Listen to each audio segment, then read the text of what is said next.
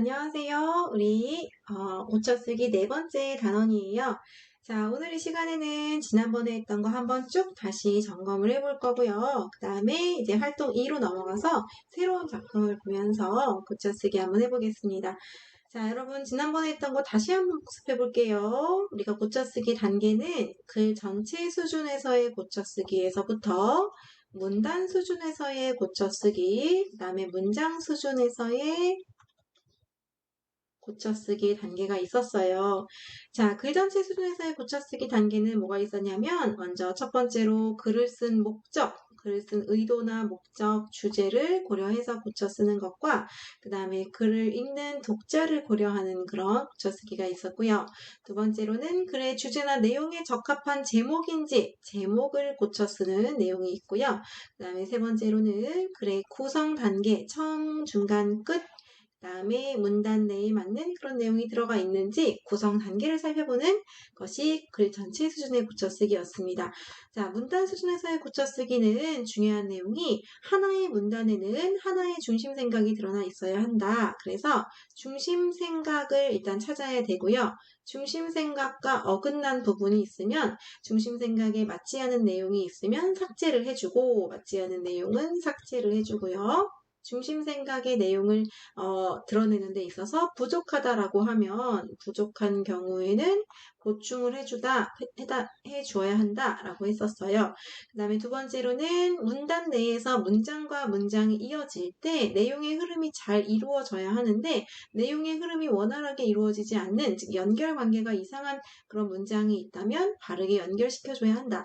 자, 이때 여러분 문장과 문장을 연결하는 그 흐름은 역시 중심 생각이에요. 중심 생각에 맞게 문장과 문장이 잘 연결될 수 있도록 해야 되는 거예요. 그래서 이런 게 이제 문단 내에 있었고요. 자, 문장 내에 있는 거는 정확하지 않은 비문이라는 거는 이제 문장이 정확하지 않은 거죠. 그래서 문장 내의 호응 관계, 앞뒤의 호응 관계가 잘 이루어지지 않는, 예를 들면 좀처럼 모른다 라든지 아니면은 선생님이 밥을 먹는다 이렇게 주어 서술어나 아니면 목적어 서술어 이런 등의 문장 내에서 호응 관계가 이루어지지 않는 비문이 있고요. 그 다음에 뭐 단어가 맞춤법에 맞지 않은 적절하지 않은 단어가 있으면 단어를 바꿔주고 그 다음에 적절하지 않은, 즉 어법에 맞지 않는 그런 표현들이 있다면 바르게 고쳐주는 이런 게 바로 이제 문장 수준에서의 고쳐쓰기다라고 했어요. 여러분 어디에서 어디로 고치라고 했죠? 네, 이렇게 그쵸. 전체 수준을 먼저 보고 문단, 문장 이렇게 큰 것에서 작은 것으로 순서로 이제 고쳐 쓰라고 했었죠. 그러면 우리가 지난번에 했던 거 여기를 보면서 한번 고쳐볼게요. 여기는 쌤이 중요하다고 했어요. 그래서 이 예문 꼭 기억해 두셔야 됩니다.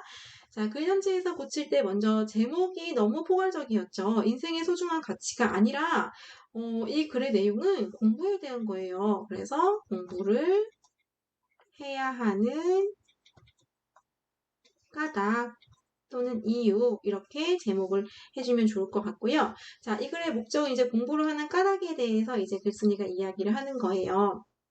구성 단계를 보면 여기가 처음 부분, 여기가 이제 중간 부분, 끝 부분 이렇게 구성 단계가 있었고요. 근데 이제 처음 부분에 글쓴이가 공부를 왜 하는 것일까라고 제기했는데 중간 부분의 공부는 이렇게 현실적인 이익을 얻기 위해 공부한다. 현실적인 이익을 공부를 얻으면 공부에 따른 대가를 얻었을 때 얻을 수 없을 때 공부하기 어려워진다. 문제를 제기했는데 해결책이 없었죠. 그래서 여기 다와 라 사이에 진짜 공부를 하는 이유, 궁극적인 공부를 하는 궁극적인 진짜 이유. 그래서 플라톤의 이야기 공부는 내 삶의 가치를 발견하기 위해 한다라고 하는 궁극적인 이유가 여기 들어가면 처음, 중간, 끝의 내용이 전체적인 그리고 글의 목적이 잘 살아날 것 같다라고 했어요. 그래서 여기 부분에 첨가를 하는 게 좋겠고요. 그래서 구성 단계에 따라서 글 전체 내용을 한번 봤습니다. 자, 그 다음에 이제 문단과 문장 수준에서 보면은 자, 문단에서 나와 다의 문단이 좀 이상했어요. 자, 나 같은 경우에는 내가 무언가를 하기 위해 현실적인 이익을 얻기 위해 공부한다라는 게 중심 생각인데 여기에서 보면 또는 여기 부분 있죠. 여기 문장은 이 중심 생각과 어울리지 않은 문장이었죠. 그래서 이걸 어떻게 해야 되죠? 삭제하면 좋다. 이유는 중심 생각에 맞지 않아서. 그죠? 그 다음에 다에 보면 현실적인 이익을 위해 이렇게 공부를 하다 보면 대가를 얻을 수 없을 때 공부를 하기 어려워져. 나는 실제로 공부에 대한 의욕이 떨어졌어. 왜냐하면 내가 현실적인 이익이 없었기 때문이야. 이런 내용이 나와야 되는데 뒤에 보니까 전혀 상관없는, 즉 앞의 문장과 뒤의 문장의 연결이 잘 되지 않았어요. 그래서 여기 부분을 삭제하고 다른 걸로 바꿔줬죠. 내가 핸드폰을 엄마가 사줬는데 핸드폰을 얻고 나니까 그 다음부터 공부에 대한 의욕이 떨어지더라. 이 내용이 이제 앞의 문단에 대한 거 까닭이 되겠죠. 그래서 자연스럽게 이루어지기 위해서 이렇게 바꿔줍니다. 원인을 찾자면 앞문장과 뒷문장의 연결이 바르지 않았기 때문이다. 그렇게 해서 문단을 한번 수정해 보았습니다. 자, 그 다음에 이제 비문이나 단어, 어법, 표현 등을 한번 살펴보면요. 여기 보면 공부해서 여기 있죠. 공부해서 현실적인 이익을 얻기 위해 공부하는 것이다. 여기 문장은 좀 약간 중복이 되고 있죠. 공부해서 공부하는 것이다. 그래서 앞의 내용을 빼면 현실적인 이익을 얻기 위해 공부하는 것이다. 이렇게 하면 좀 더 낫겠죠. 그죠? 그 다음에 여기 틀리지 않다라고 하는 거는 우리가 틀리다는 건 어떤 법이나 규칙에 맞지 않다라는 건데 이거는 지금 내가 이런 것과 다르지 않다, 같다라는 표현이잖아요. 그래서 이와 틀리지 않다가 아니라 다르지 않다라고 바꿔줘야 된다고 했고요. 자, 그 다음에 여기 보면 대가가 아니라 뭐라고 했죠? 그렇죠. 대가라고 했죠? 우리가 사이시옷을 할 때는 이 한자와 한자 사이에는 사이시옷을 넣지 않는다고 했어요. 그래서 여기 대가로 고쳐주시면 되고요. 그 다음에 여기 좀처럼 모른다라고 했는데 이거는 문장 내 호응 관계가 이루어지지 않는다고 했죠? 좀처럼이라는 거는 부정 표현과 어울리는 부사어였어요. 그래서 좀처럼 알 수 없다. 이렇게 고쳐주는 게 좋다고 했습니다. 그래서 선생님이 여기 나와 있는 예문 있죠? 이 예문을 그냥 통째로 외워두라고 했어요. 잘못된 비문의 예, 잘못된 표현의 예, 1, 2, 다음에 여기 부분 2, 다음에 대가가 3, 다음에 여기 좀처럼 4. 그래서 4개의 잘못된 표현만 외워둬도 문제 푸는데 어려움이 없다라고 했었습니다. 자, 여기까지가 이제 우리가 총 살펴봤던 내용이고요. 자, 오늘 이 시간에는 우리 이 내용을 전체적으로 이제 틀린 거를 수정하면 이제 글이 원활하게 쓰여질 수 있겠죠? 자, 그러면 이제 활동 2로 넘어가 보도록 할게요. 여러분이 여기 글을 수정하게 다시 써봅시다. 이건 생략할게요. 이거는 시간이 없기 때문에 지금 선생님이 고쳤던 거 있죠? 이 고친 내용을 바탕으로 쓰면 이제 우리가 글을 수정한 글이 되겠죠? 자, 요거는 여러분 실제로 해오는 친구들에게 선생님이 도장을 줄게요. 어떻게 하는 거냐면 여기 지금 선생님이 수정한 거 있죠? 요거를 참고해서 다시 처음부터 끝까지 한번 써보는 거예요. 그래서 요거 한 친구에게는 선생님이 도장 3개를 추가해 주도록 하겠습니다. 자, 해오면은 이득이겠죠? 자, 그래서 요거는 더 고칠 부분은 없는 문제인데 요거는 그냥 생략할게요. 교과서 우리는 이제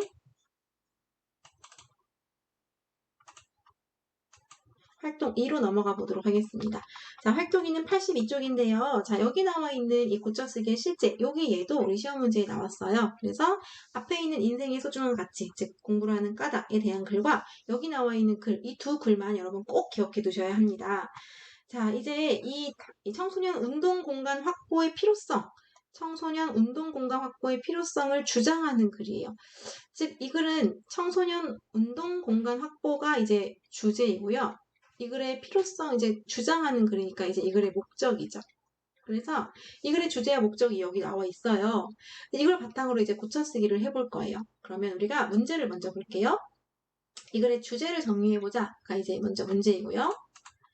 다음에 고쳐 써야 할 부분을 찾아서 고쳐보자.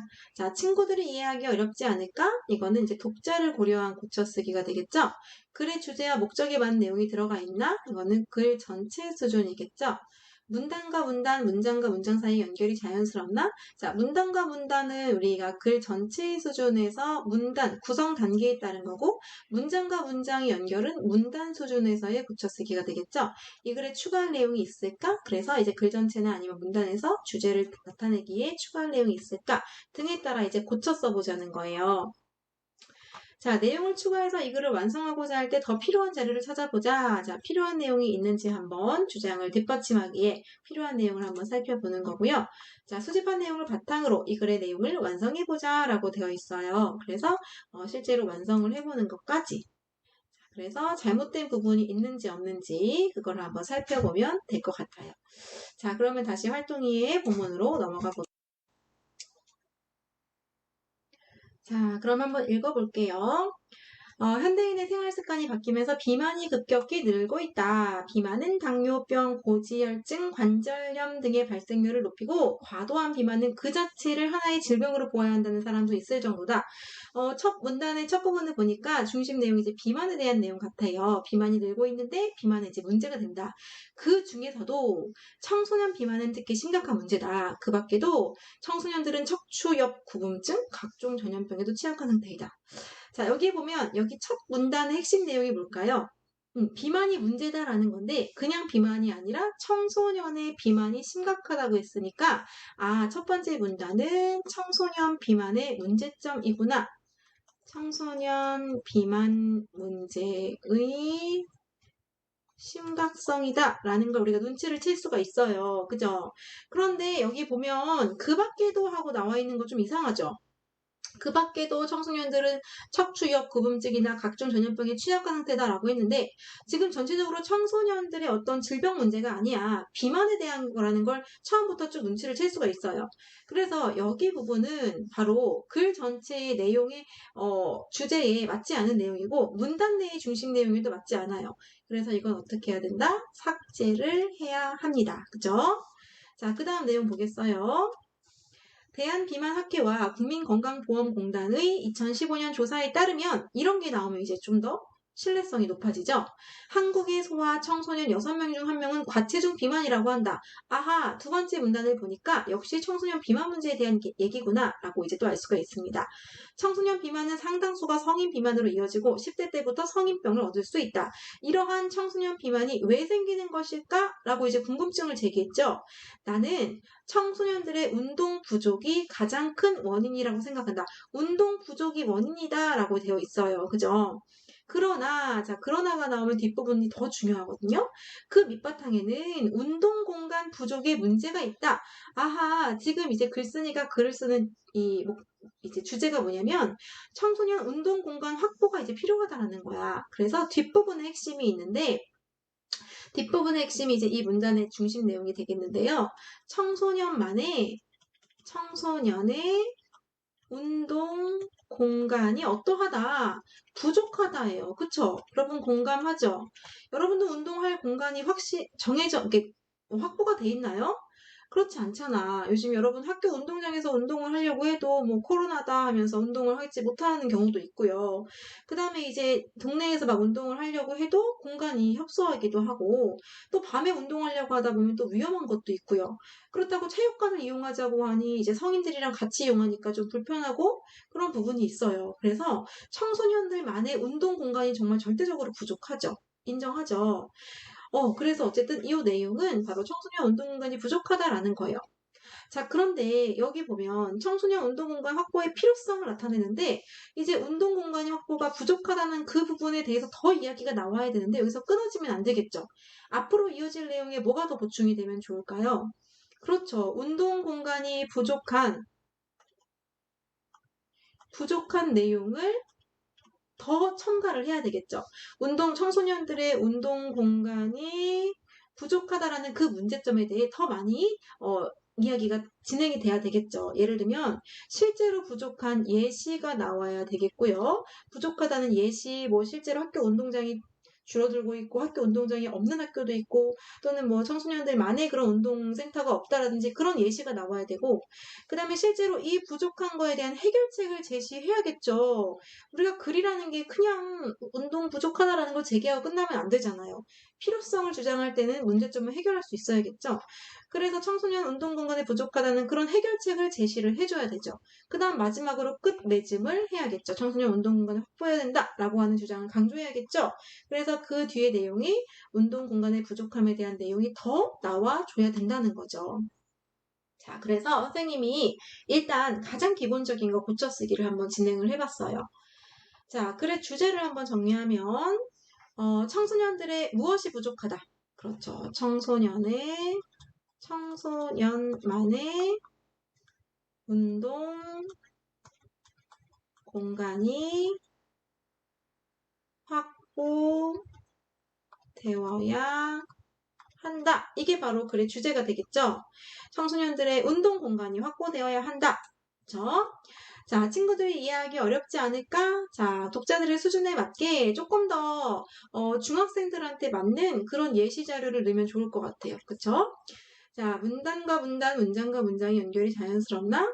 이 글에 추가하면 좋을 내용 뭐가 있을까요? 그렇죠. 운동 공간의 확보.